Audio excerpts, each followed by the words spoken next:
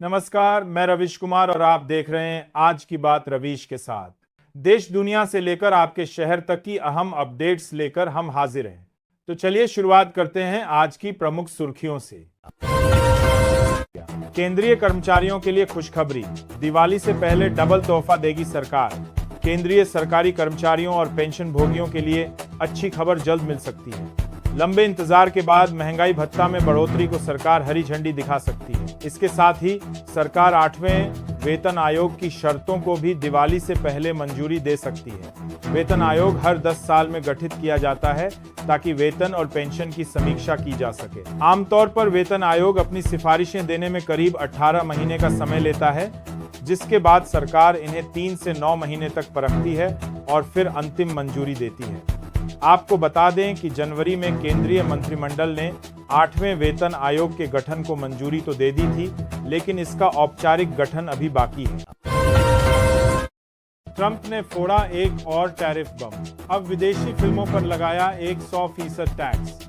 अमेरिकी राष्ट्रपति Donald Trump ने एक और टैरिफ बम फोड़ दिया है। अब उन्होंने विदेशी फिल्मों पर एक 100% टैरिफ लगाने की बात कही है। सोमवार को उन्होंने अपने सोशल प्लेटफॉर्म ट्रुथ से एक पोस्ट के जरिए यह जानकारी दी है। उन्होंने कहा कि अमेरिका जल्द ही सभी विदेशी फिल्मों पर एक 100% टैरिफ लगाएगा। अमेरिका की फिल्म इंडस्ट्री को विदेशी देशों ने चुरा लिया है। हमारा फिल्में बनाने का कारोबार अमेरिका से चुरा लिया गया है, बिल्कुल वैसा ही जैसे बच्चे से कैंडी चुराई जाए। लालू के लाल तेज प्रताप यादव ने बनाई नई पार्टी, पोस्टर जारी कर बताया चुनाव चिन्ह। क्या आरजेडी को देंगे चुनौती?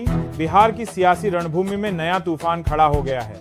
लालू प्रसाद यादव के बड़े बेटे तेज प्रताप यादव ने अपनी नई राजनीतिक पार्टी की घोषणा कर दी है, जिसका नाम रखा गया है जनशक्ति जनता दल।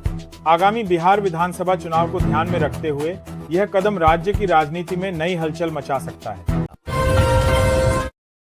करूर भगदड़, मृतकों के परिजन को 20 लाख, घायलों को 2 लाख देंगे। एक्टर विजय ने किया ऐलान।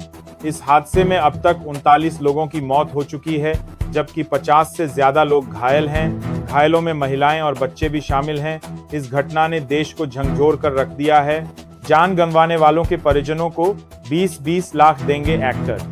भगदड़ में जान गंवाने वाले लोगों के परिवारों के लिए एक्टर विजय ने मुआवजा देने का ऐलान किया है। एक्टर विजय ने कहा कि पीड़ित परिवारों को वह 20-20 लाख रुपए की आर्थिक मदद करेंगे, जबकि घायलों को 1-1 लाख रुपए देने। प्रधानमंत्री नरेंद्र मोदी ने 126वीं मन की बात में देशवासियों को एक बार फिर प्रेरक संदेश दिए। पीएम मोदी ने आत्मनिर्भरता और लोकल उत्पादों के महत्व पर जोर देते हुए कहा कि त्योहारी सीजन में देसी उत्पादों को प्राथमिकता देना न केवल परंपराओं को मजबूत करता है, बल्कि छोटे और सीमांत उद्योगों को भी फायदा पहुंचाता है। दिल्ली के नए मुख्य सचिव बने राजीव वर्मा, आईएएस धर्मेंद्र की लेंगे जगह। 1 अक्टूबर से संभालेंगे कार्यभार। दिल्ली सरकार ने रविवार को एक महत्वपूर्ण आदेश जारी करते हुए वरिष्ठ आईएएस अधिकारी राजीव वर्मा को दिल्ली का नया मुख्य सचिव नियुक्त किया है। राजीव वर्मा 1992 बैच के एजीएमयूटी कैडर से हैं और अब वे 1 अक्टूबर 2025 से या अपनी ज्वाइनिंग की तारीख से मुख्य सचिव के रूप में कार्यभार संभालेंगे। जयशंकर का यूएन में भाषण, पाकिस्तान और ट्रेड वॉर का नाम लिए बिना बहुत कुछ कहा। संयुक्त राष्ट्र महासभा में भारत की तरफ से विदेश मंत्री एस जयशंकर ने संबोधन दिया है। इस दौरान उन्होंने अपने भाषण में पहलगाम हमले और आतंकवाद का जिक्र किया। जयशंकर ने अप्रैल में पहलगाम में हुए आतंकी हमले का जिक्र करते हुए कहा कि भारत ने अपने नागरिकों की रक्षा का अधिकार इस्तेमाल किया। किसान योजना की 21वीं किस्त किसानों के खातों में जारी कर दी। योजना के तहत योग्य किसान परिवारों के बैंक खातों में सीधे 20 डीबीटी के जरिए ट्रांसफर किए गए। अभी केवल 3 राज्यों के किसानों को पीएम किसान की 21वीं किस्त दी गई है। बात यह रही कि हिमाचल प्रदेश, पंजाब और उत्तराखंड जैसे हाल ही में बाढ़ और भारी बारिश से प्रभावित राज्यों के किसानों को प्राथमिकता दी गई। यह कदम किसानों को समय पर आर्थिक सहायता देने और फसल नुकसान की भरपाई करने का महत्वपूर्ण प्रयास है। 2 दिन बाद बंगाल की खाड़ी में बनेगा लो प्रेशर एरिया।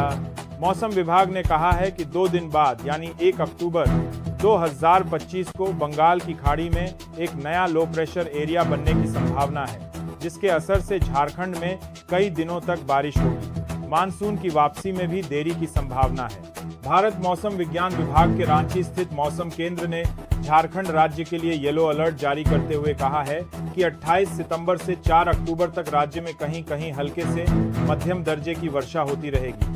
कुछ जगहों पर गर्जन और तेज हवाओं का झोंका चलेगा। कुछ जगहों पर वर्षा के साथ वज्रपात होने की भी संभावना है। एशिया कप 2025, भारत बना चैंपियन, पाकिस्तान को 5 विकेट से दी मात। पाकिस्तान को 5 विकेट से हराकर एशिया कप 2025 का खिताब भारत ने जीत लिया है। पाकिस्तान की ओर से जीत के लिए मिले 147 रन के लक्ष्य को भारतीय टीम ने 19.4 ओवर में 5 विकेट गंवाकर ही हासिल कर लिया। कांग्रेस का ईबीसी दांव, राहुल गांधी का नया मास्टर स्ट्रोक। कांग्रेस ने बिहार में ईबीसी कार्ड खेलकर सियासी समीकरण बदल दिए हैं। राहुल गांधी की नई रणनीति तेजस्वी यादव और नीतीश कुमार के लिए चिंता का कारण बन गई है। कर्नाटक और तेलंगाना मॉडल से प्रेरित यह कदम ईबीसी वर्ग को सीधे लाभ देने वाला माना जा रहा है। बरेली में आई लव मोहम्मद पोस्टर विवाद के बाद हिंसा भड़कने पर मौलाना तौकीर रजा गिरफ्तार हुए, जिन्हें 14 दिन की न्यायिक हिरासत में भेजा गया है। पुलिस ने 10 एफआईआर दर्ज की हैं और एसआईटी गठित की है। इंटरनेट सेवाएं 29 सितंबर तक बंद हैं, जिससे ऑनलाइन भुगतान और कामकाज प्रभावित है। मौलाना रजा के उकसावे पर भीड़ ने पुलिस पर हमला किया, जिसमें 22 से अधिक पुलिसकर्मी घायल हुए। उन पर गैंगस्टर एक्ट के तहत कार्रवाई की तैयारी है। नदीम खां पर व्हाट्सएप कॉल से 1600 लोगों को जुटाकर बवाल कराने की साजिश का आरोप है। पुलिस का दावा है कि यह बवाल सुनियोजित था और बाहर से उपद्रवी बुलाए गए थे। पीएम मोदी का जनता से वादा, यूएनईएससीओ की सांस्कृतिक धरोहर लिस्ट में शामिल होगा छठ महापर्व।